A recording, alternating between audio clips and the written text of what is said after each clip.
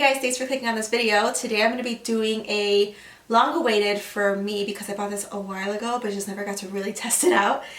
This is going to be a review demo wear test on the Dream Cushion by Maybelline. It's supposed to be good for matte skin. I'm not sure where it says that. I think I read it online somewhere. And I did get some feedback from a couple of you guys to maybe test out the foundation a little bit before I actually film one like this. And I've already done that, so I do have a couple of things in my head about this foundation. But I've only tried one or two different ones of these kind of cushion ones. One was from L'Oreal. That color was just a no-go. The color selection is very, very small with these kind of things, and the L'Oreal one was just off, and I was really bummed because I really wanted to like it. The other one that I've tried was from MAC. That was their, I think it's their Match Master. Yeah, it was their Match Master cushion. That one is actually really good. It doesn't oxidize. It's a really good match for their skin tone. However, they've just recently discontinued them and pulled them out of their shelves, so that's not available to us. So I was really excited to try this and to play with it and see if hopefully the color would be exactly my tone and my shade. So we're going to see how this wears throughout the day, and I'll give you guys all of the details about how I apply it, what my favorite way to apply it, what my initial thoughts were on how it applies, and we'll check back in and then there'll be some thoughts. Okay, I don't know why I put this off so long. So here is the little compact. There were probably 6 colors. I was deciding between two. One of them, which was this color in 45 beige, medium beige, it looked like my color. Like this looked like my color. And the other one would seem a little bit cooler tone maybe. I don't know. I'm not going to use this because let's be real, I'm just not going to use it. So this is what it looks like. I've used it once before. I'll tell you guys my thoughts about it later. So I'm going to use the back of my beauty blender, and it didn't take much. I did put on moisturizer and primer. Ooh. It's a really pretty color match. Initially. I only tried this once before, and I don't know what it was, but it didn't sit well. But it has so much, such good coverage. So I'm gonna try it again. I don't know if I gave it a fair shot. And it covers everything.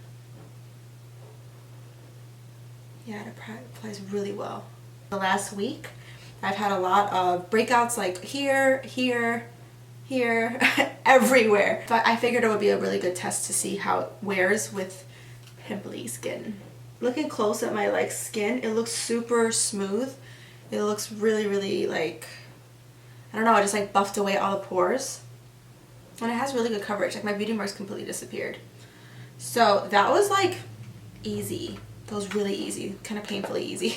For my concealer, I'm going to be putting on my Pro Conceal by LA Girl. This one's just a solid concealer that usually doesn't affect anything. This one's in pure beige. I like the mirror too. It's actually kind of nice. A while ago, I did try to use the L'Oreal one for a hot second, and I couldn't even wear it for the day because I just had to literally take it right off. And I put this one on once before, and I had to take it off because my skin was just not reacting to it well. So I don't know if it was too light or not, but in my mind I remember it being light. But that was 2 weeks ago that I tried this on, so it's not a good test to see. I am going to set my face with the blot powder by MAC. I haven't used this in a while, and I talk about it all the time when I'm at the store, so I just forget where it was. So I'm just going to blot my face.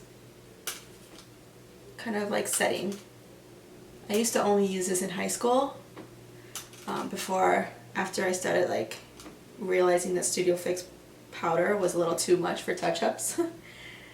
And after I smudged my face on a boy. It was so embarrassing. He didn't know, but I do. Now that my face is set, I'm going to finish off a little bit of stuff here. I'll let you guys know my thoughts on it, but for now I actually really like it. It seems like it's gotten a little bit lighter. I don't know if it's just me. I think I'm just going to wait until my entire face is on, and then let's see what I'm thinking. Because I think it's a little light, but it looks good in the mirror sometimes, but in the viewfinder it looks light. I don't know. I have to really... I think it looks good. Okay, let me just finish my face and then I'll show you guys in a sec what I'm thinking. Okay, I'm all finished with my makeup, and there's a couple things that I've already noticed and I'm like, I think I remember this from the first time that I put it on. So when I'm looking at the mirror and I look up close, this part looks like around my mouth looks too, it looks ashy, and I never usually have that problem. I know with deeper complexions, you know, people color correct around this area and stuff like that, but it looks ashy there, and it's already gathered in my nose, like really bad. Yeah, it's gathered a lot. Everything went on top of my foundation pretty well. I didn't really have any issues with skipping or anything like that, but I don't like the color. Like, the color initially was really beautiful. It matched really well, but in the mirror now, looking at myself, it looks off. And I think I was talking to my sister on FaceTime, and granted, like, the quality is a little different on FaceTime, but she was like, it looks fine, it looks fine. I was like, no, you don't understand. Like, because when you see it up close, you could see that it looks a little off. Like, it looks a little white.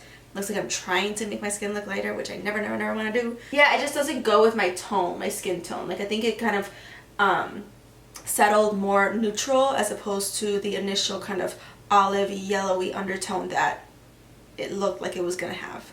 And neutral is what usually makes this part look kind of funky and weird, like it's not my match. So that stinks. However, if it was my color, I think I would like it, besides the fact that it's gathering in my nose. If it was my color, I think I would like it. It was just so easy to put on. I have a couple of pimples down here. It's not showing through, but we'll see how it reacts throughout the day. So the first time I wore this foundation, I remember doing almost all my makeup, and I had to go to MAC that day to work a shift, a freelance shift, and I remember looking in the mirror close and going, nope, and I wiped my entire face off and redid my face foundation because I could not have my face looking ashy. And like, I've never taken off a foundation that soon to a shift before in my life. And as I was putting on this foundation at the very beginning, you guys kind of saw me try to remember why I took it off. It was for that reason. Like, it doesn't show initially, but throughout like 10 minutes, it just looks like white. But today I'm not going to be doing really anything outside, like in public.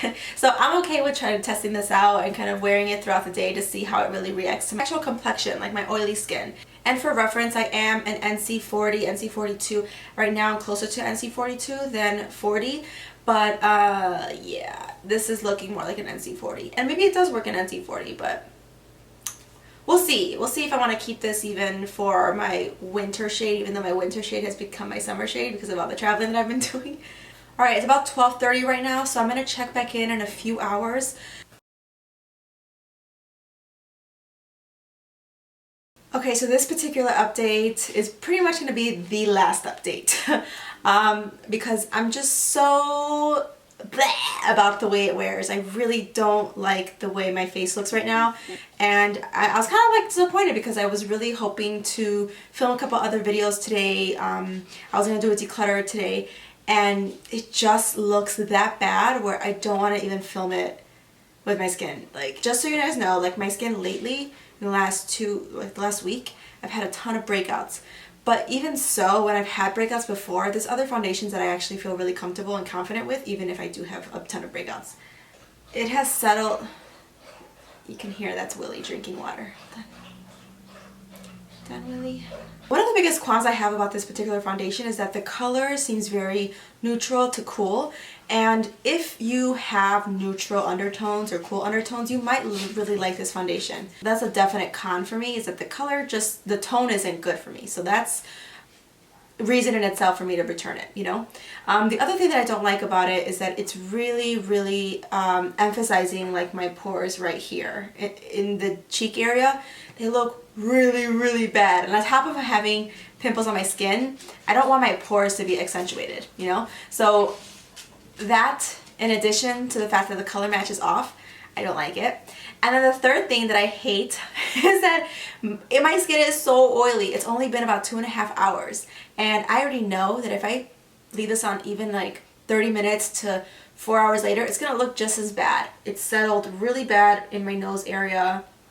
It got really greasy. There are some foundations where I'm okay with it getting a little oily or getting a little greasy or even settling in some areas, but the fact that all those three cons are like getting added on top of each other just making me hate this foundation. I really wanted to love it because I really want to try a foundation, because I really wanted to try a cushion that like worked for oily skin or worked for tan skin, but I would say that if you're like a cool tone, you might like this brand, this particular range of colors, because for warmer tones or olive skin tones, you gotta really make it work, and for me it's so much effort and the cost is just not even worth it. So this is going to be the last check-in that I do. I am gonna wipe my face off right now, and I can't wait to throw on like any of my other foundation. The Sonia Kashuk, my L'Oreal, even my Milani one. Like there's a lot of other foundations from drugstores that I really, really love. This one is just not it. This is a womp womp for me. Do you guys ever watch Apollo? They go womp womp, womp womp. I think even on a good skin day, I would still be really disappointed with this foundation because of the fact that it got super oily. It settled into my pores. Natural lighting, it looked a little bit better, but it's like when you look at the right, like I don't need to worry about the lighting, right? I will say it did look a little bit better in natural lighting, but that was if I was really, really trying to like see the glass half full, you know? It's just not worth keeping, and if you're anywhere between NC40, NC42, I would say this would be the potential color match, but I don't think that it's worth really giving up like the tone, undertone of this, because it's just not a good match. So this is going back to the store. I can't wait. Hopefully I can find something else that's at the drugstore that I like. I heard really good things about the Wet n Wild foundations. I'm going to be searching for those very, very soon. Shoot, I really wanted to like this. I hope you guys enjoyed that. Thanks so much for watching my video. If you guys want to know more details about this particular foundation or any of my other foundation reviews, I'll have a few linked right here and a couple linked below. But yeah, I will be doing more videos in the next couple of weeks. I'm really excited to film some more for you guys, as well as to show you guys a couple of vlogs coming up. So if you want to keep in touch with me, I have all of my Facebook, Instagram, and Twitter. Not Twitter. I don't like Twitter, to be honest. My Facebook, Instagram, and Snapchat below, as well as a subscription button right here. Alright, I'll see you guys later. Bye.